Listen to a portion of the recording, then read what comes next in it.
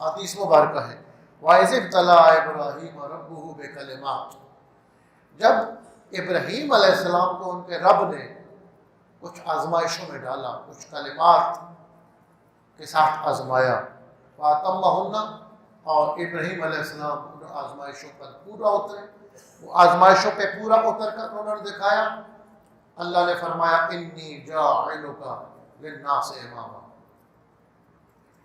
اے ابراہیم ہم تمہیں لوگوں کا امام بنانے والے ہیں۔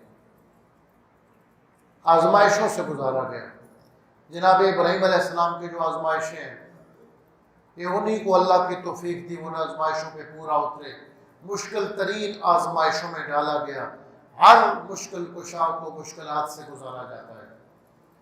یہ اللہ تعالیٰ کا ایک نظام ہے۔ اللہ تعالیٰ نے قرآن میں فرمایا کہ یہ لوگوں کا خیال ہے کہ وہ ایمان لائیں گے تو جنت میں چلے جائیں گے اور ہم ان کو آزمائیں گے نہیں، ایمان والوں کو آزمایا جاتا ہے۔ یہ ایک اللہ تعالیٰ کا ایک نظام ہے، اور جتنا زیادہ ایمان مکمل ہوگا اتنا زیادہ آزمائشوں میں ڈالا جائے گا۔ جن کے رتبے ہیں سوا، ان کو سوا مشکل ہے۔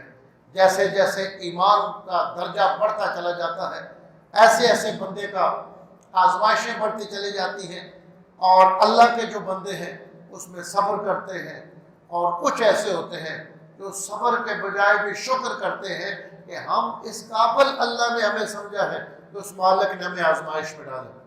یہ بہت بڑے لوگ ہوتے ہیں جو صابرین ہوتے ہیں، شاکرین ہوتے ہیں، ان میں بہت بڑا رتبہ جناب ابراہیم علیہ السلام کا ہے۔